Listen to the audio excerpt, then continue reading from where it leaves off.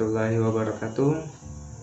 Yang terhormat kepada Bu Rina Mida Hayati, MPDI selaku dosen pengampu mata kuliah metode khusus PAI. Di sini saya Adi Susanto akan menjelaskan tentang model-model pembelajaran PAI. Yaitu tujuan dari video ini untuk memenuhi tugas UTS mata kuliah metode khusus PAI. Materi ini mengenai tentang model-model pembelajaran. Yang pertama yaitu model pembelajaran. Pengertian dari model pembelajaran. Istilah model sering dijumpai ketika membahas suatu bidang ilmu. Biasanya kata ini bersinggungan dengan metode. Model dapat diartikan sebagai acuan yang menjadi dasar atau rujukan hal tertentu. Menurut KBI, Kamus Besar Bahasa Indonesia, model diartikan sebagai gambaran sederhana yang dapat menjelaskan objek, sistem, atau suatu konsep dari sebuah hal yang akan dibuat atau dihasilkan. Jadi model ini sebuah contoh yang paling baik dan dapat mewakili suatu objek. Dan sedangkan pembelajaran ialah membelajarkan siswa untuk mengakses pendidikan maupun teori belajar yang merupakan penentu utama keberhasilan pendidikan. Dan pembelajaran merupakan proses komunikasi dua arah. Mengajar dilakukan oleh pihak guru sebagai pendidik, sedangkan belajar dilakukan oleh anak didik atau murid. Model pembelajaran ini mempunyai 4 ciri khusus yang tidak dimiliki oleh strategi, metode, atau prosedur. Ciri-ciri tersebut adalah: yang pertama, rasional, teoritis, logis yang disusun oleh para pencipta atau pengembangnya. Yang kedua, landasan pemikiran tentang apa dan bagaimana siswa belajar atau tujuan pembelajaran yang akan dicapai.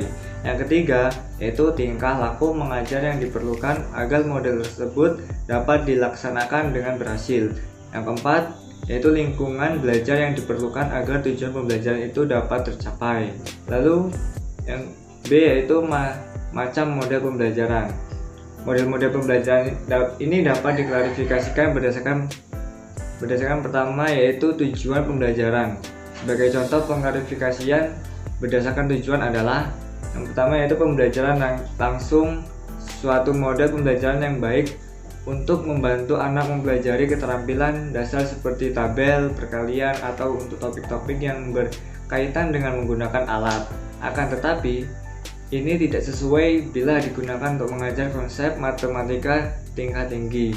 Yang kedua, sintak atau pola urutannya adalah pola yang menggambarkan urutan alur tahap-tahap keseluruhan yang pada umumnya disertai dengan serangkaian kegiatan pembelajaran. Yang ketiga yaitu sifat lingkungan belajarnya. Artinya, setiap model pembelajaran membutuhkan sistem pengelolaan dan lingkungan belajar yang sedikit berbeda. Lalu, dalam melaksanakan pembelajaran berbasis kompetensi ini dikembangkan pula model pembelajaran seperti learning strategis atau strategis belajar. Pembelajaran berbasis inquiry, active learning, quantum learning, dan masih banyak lagi model lainnya yang semuanya dapat digunakan untuk memperkaya pelaksanaan pembelajaran berbasis kompetensi di kelas.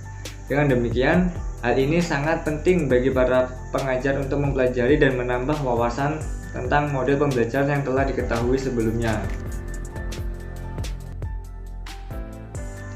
Lalu, yaitu model-model pembelajaran. Nah, model-model pembelajaran ini terdapat 5 macam model pembelajaran. Yang pertama yaitu model pembelajaran tematik.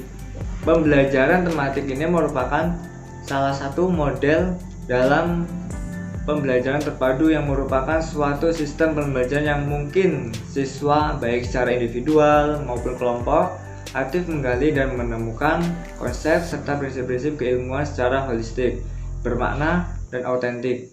Model pembelajaran tematik adalah model pembelajaran yang terpadu yang menggunakan pendekatan tematik yang melibatkan beberapa mata pelajaran untuk memberikan pengalaman bermakna kepada siswa. Lalu, yang kedua yaitu model pembelajaran langsung model. Pembelajaran langsung model ini maksudnya yaitu suatu model pembelajaran yang bersifat teacher center. Model ini didesain bagi siswa dalam mempelajari pengetahuan yang terstruktur dan dapat dipelajari melalui tahap demi tahap. Model ini berpusat pada guru dan melandaskan pada 3 ciri, yakni adanya tujuan pembelajaran dan pengaruh model pada siswa, termasuk prosedur penilaian belajar. Yang kedua, alur atau sintak dalam proses pembelajaran. Yang ketiga, sistem pengelolaan dan lingkungan belajar model yang diperlukan agar kegiatan pembelajaran tertentu dapat berlangsung dengan berhasil.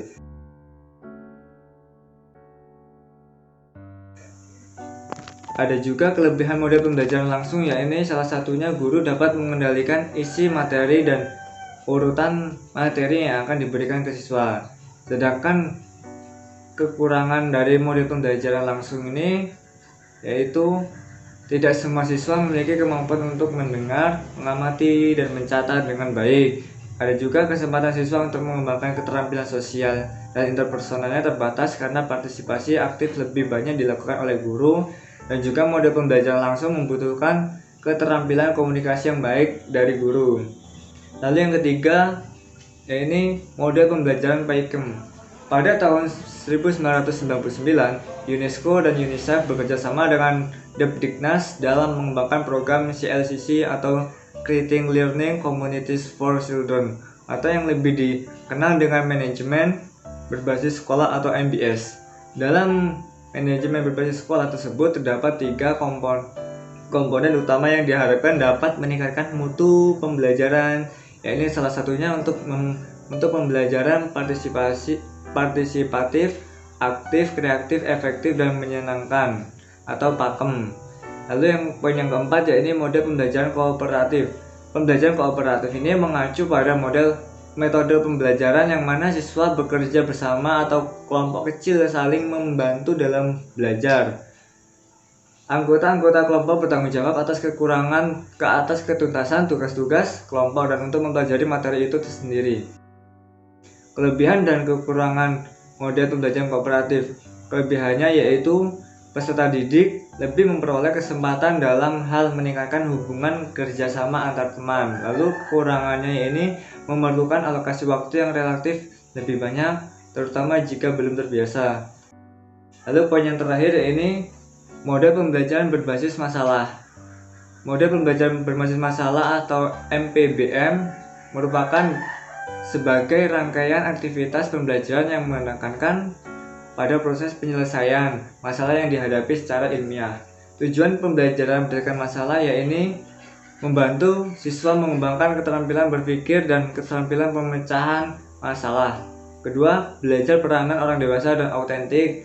Yang ketiga, menjadi pembelajar yang mandiri.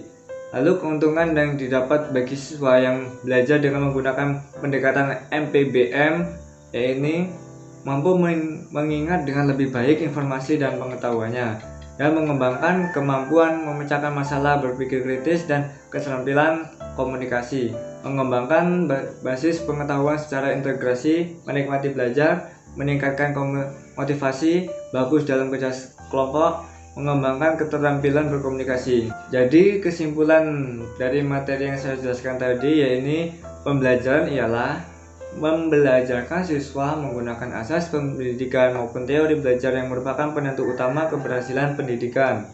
Pembelajaran merupakan proses komunikasi dua arah. Mengajar dilakukan oleh pihak guru sebagai pendidik, sedangkan belajar dilakukan oleh anak didik atau murid maupun siswa. Konsep pembelajaran menurut Corey adalah suatu proses di mana lingkungan seseorang secara sengaja dikelola untuk memungkinkan ia turut serta dalam tingkah laku tertentu dalam kondisi-kondisi khusus atau menghasilkan respon terhadap situasi penentu. Dalam mengajarkan suatu pokok bahasan materi tertentu harus dipilih dahulu model pembelajaran yang paling sesuai itu yang bagaimana dengan tujuan yang akan dicapai nantinya. Oleh karena itu, dalam memilih suatu model pembelajaran harus memiliki pertimbangan-pertimbangan, misalnya materi pelajaran, tingkat kognitif siswa, dan sarana atau fasilitas yang tersedia, sehingga tujuan pembelajaran yang telah ditetapkan ini dapat tercapai. Demikianlah materi yang dapat saya sampaikan. Saya akhiri. Wassalamualaikum warahmatullahi wabarakatuh.